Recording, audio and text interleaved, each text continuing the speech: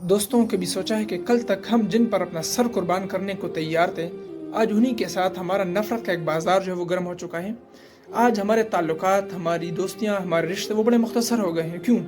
इसकी सिर्फ़ और सिर्फ़ एक वजह है, और वो वजह हम इस छोटी सी कहानी से समझ सकते हैं कि एक वालिद साहब जो है वो थके हारे काम से लौटते हैं घर पे, और उनके बेटे जो वो चारपाई में बैठे होते हैं और उनके दोनों हाथों में सेब होते हैं। वालिद साहब जो हैं वो बेटे के करीब जाते हैं और अपना हाथ बढ़ाते हैं कि बेटा जी, मुझे भी एक सेब खिलाओ, मुझे भी एक सेब दो। तो बेटा जो है वो वालिद साहब की ये बात सुन के सेब को देखना शुरू कर देता है और फ़ौरन एक सेब को मुंह में रखकर काट लेता है और फ़ौरन दूसरे सेब को भी मुंह में रखकर काट लेता है कुछ सेकंड्स के फासले पर। तो वालिद साहब अपने बेटे की यह हरकत देखकर बड़े गुस्सा हो जाते हैं और उनके दिलो दिमाग में एक आग भड़क उठती है कि हमने इतनी अच्छी तरबियत की है अपने बेटे की, इतना लाड प्यार दे के हमने अपने बेटे को बड़ा किया है, और इसकी हर छोटी बड़ी ख्वाहिश जो है हमने पूरी की है और इसको पाल पोस के बड़ा किया है, और आज इसकी ये हरकत है, आज ये हमारी एक छोटी सी बात मानने को तैयार नहीं है।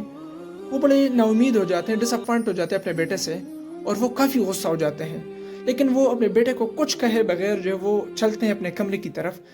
बेटा जो है वो दौड़ के वालिद साहब के पास आते हैं और कहते हैं कि बाबा जी, आप ये वाला सेब लें, ये सेब बड़ा मीठा है, ये वाला सेब बड़ा खुश जायका है, आप ये वाला ले लें।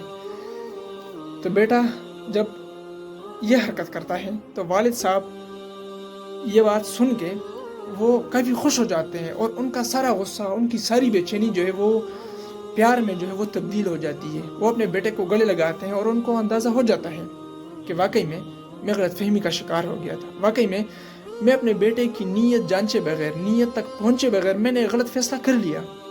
तो दोस्तों, आज इसी एक चीज़ ने हमारे हर ताल्लुक़ को, हमारी दोस्तियों को, हमारे रिश्तों को मुतासिर किया हुआ है।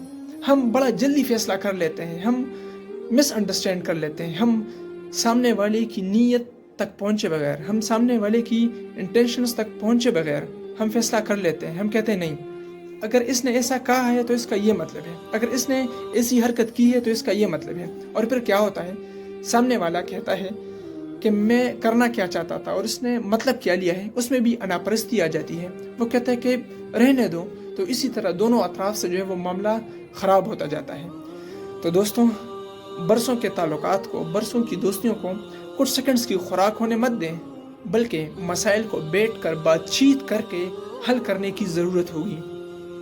मिलेंगे इंशाल्लाह दूसरी वीडियो में, तब तक अल्लाह हाफिज़।